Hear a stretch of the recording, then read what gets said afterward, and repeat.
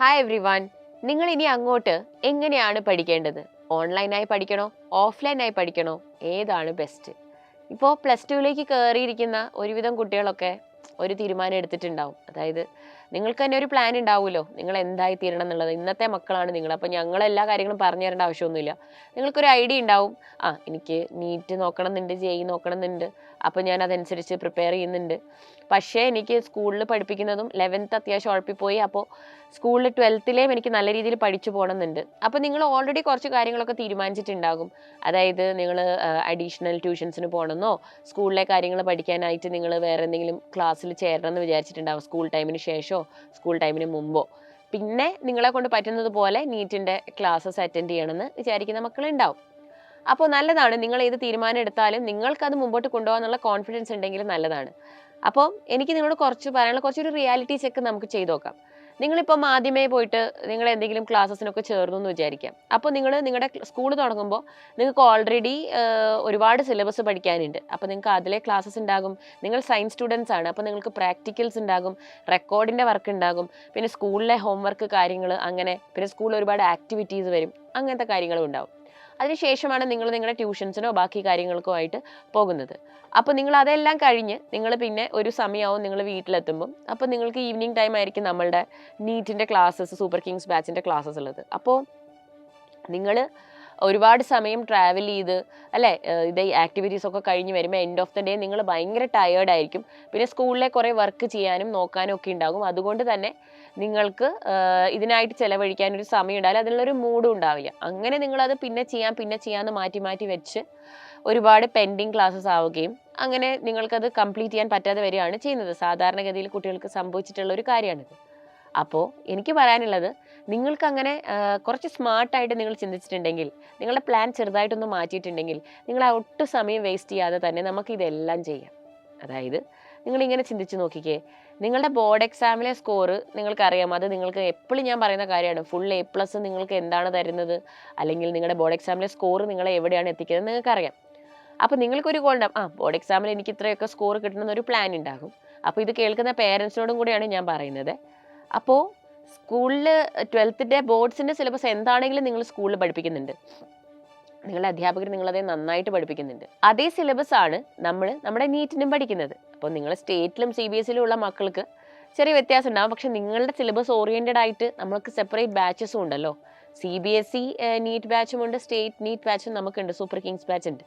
അപ്പോൾ നിങ്ങളുടെ ക്ലാസ്സസ് എങ്ങനെയാണോ സ്കൂളിൽ പോകുന്നത് അതേ പാറ്റേണിലാണ് നമ്മുടെ ക്ലാസ്സസ് പ്ലാൻ ചെയ്യുന്നത്. അപ്പോൾ നിങ്ങൾക്ക് ഇപ്പം വൈകുന്നേരം വീട്ടിൽ തിരിച്ചെത്തി ഒന്ന് റിലാക്സ് ചെയ്ത് നിങ്ങൾ ഇരുന്ന് ഈ ക്ലാസ്സസ് കണ്ടാൽ തന്നെ നിങ്ങളുടെ സ്കൂളിൽ പഠിപ്പിക്കുന്ന ബോർഡ്സിൻ്റെ കോൺസെപ്റ്റ്സും നിങ്ങൾക്ക് ക്ലിയർ ആകും. പ്ലസ് നമ്മുടെ നീറ്റ് സിലബസുമായിട്ട് നിങ്ങൾ ഒരു നല്ല ഇതിൽ പോവുകയും ചെയ്യും. അതുകൂടാതെ റെഗുലർ അസസ്മെൻറ്റിനായിട്ട് നമ്മൾക്ക് എക്സാമുകൾ നടക്കുന്നുണ്ട്. നിങ്ങളുടെ സൗകര്യം അനുസരിച്ച് നിങ്ങൾക്ക് എക്സാംസ് എഴുതാം, ക്വസ്റ്റ്യൻസ് പ്രാക്ടീസ് ചെയ്യുകയും ചെയ്യാം. അപ്പോൾ ഒരു കോമ്പറ്റേറ്റീവ് എക്സാമിനെ സംബന്ധിച്ചിടത്തോളം ഏറ്റവും വലുതാണ് നിങ്ങൾ ക്വസ്റ്റ്യൻസ് ചെയ്ത് നോക്കുക എന്നുള്ളത്. എക്സാമിൻ്റെ പാറ്റേണിനെ മനസ്സിലാക്കുക, ക്വസ്റ്റ്യൻസ് ചെയ്ത് നോക്കുക എന്നുള്ളത്. അത് നമുക്ക് ഏറ്റവും എഫക്റ്റീവായിട്ട് നമ്മുടെ ഈ ബാച്ചിലൂടെ, സൂപ്പർ കിങ്സ് ബാച്ചിലൂടെ തന്നെ പോവാം. അപ്പോൾ നിങ്ങൾക്ക് ഇനി എക്സ്ട്രാ കോച്ചിങ്ങിനും ട്യൂഷൻസിനും ഒക്കെ കൊടുക്കുന്ന പൈസ, നിങ്ങൾ ഇൻവെസ്റ്റ് ചെയ്യുന്ന ആ പൈസ നിങ്ങൾക്ക് ഒരുപാട് സേവ് ചെയ്യാം.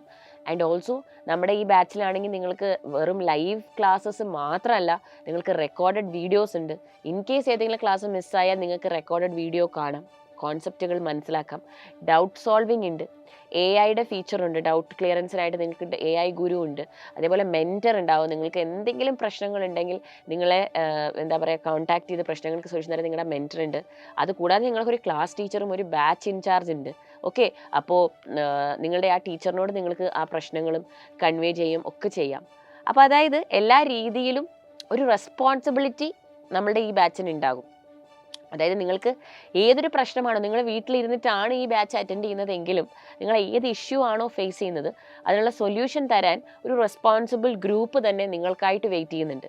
നിങ്ങളുടെ ബാച്ച് ഇൻചാർജ് ടീച്ചർ, നിങ്ങളുടെ മെൻറ്റർ, നിങ്ങളുടെ AI അല്ലെ നിങ്ങളുടെ ഡൗട്ട് സോൾവിങ് ആപ്പിൽ നിങ്ങൾക്കായിട്ട് വെയിറ്റ് ചെയ്യുന്ന videos, everything around you is there.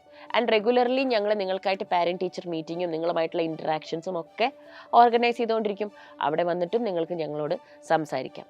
So basically NEET exam എങ്ങനെയാണ്, അതിൻ്റെ പാറ്റേൺ എങ്ങനെയാണ്, ആദ്യമായിട്ട് എഴുതാൻ പോകുന്ന ഒരാൾക്ക് ഉണ്ടാകുന്ന എല്ലാ രീതിയിലുള്ള ആൻസൈറ്റീസും പ്രശ്നങ്ങളും അതൊക്കെ ഓവർകം ചെയ്യാനായിട്ട് ഇടയ്ക്കിടയ്ക്ക് ഞങ്ങൾ നിങ്ങൾക്കായിട്ട് ഇങ്ങനെയുള്ള മീറ്റിംഗ്സും വെബിനാർസും ഒക്കെ കണ്ടക്ട് ചെയ്യുകയും ചെയ്യും. സോ ഓൾ ഇൻ വൺ ആണ് നിങ്ങൾക്ക് ഈ ബാച്ചിൽ ലഭിക്കുന്നത്. അപ്പോൾ നിങ്ങൾ ശരിക്കും ഒന്ന് ആലോചിക്കുക, നിങ്ങളൊരു സീരിയസ് ആസ്പിരൻ്റ് ആണോ അതോ വെറുതെ ഫോർ നെയിം സേക്ക് എങ്ങനെയെങ്കിലുമൊക്കെ ഒന്ന് പഠിച്ചു പോവാം, എങ്ങനെയെങ്കിലുമൊക്കെ ഒന്ന് ട്രൈ ചെയ്ത് നോക്കാം എന്നുള്ളതിൽ പോവാണോ? ശരിക്കും നിങ്ങൾക്ക് ആഗ്രഹം ഉണ്ടെങ്കിൽ, നിങ്ങൾ സീരിയസ് ആയിട്ട് ഇനി അങ്ങോട്ടുള്ള ദിവസങ്ങളിൽ ഇതിന് വേണ്ടി വർക്ക് ചെയ്തിട്ടുണ്ടെങ്കിൽ ഡെഫിനറ്റ് ആയിട്ടും നിങ്ങളുടെ നീറ്റിൻ്റെ ഫസ്റ്റ് അറ്റംപ്റ്റിൽ തന്നെ നല്ലൊരു സ്കോർ വാങ്ങിക്കാം.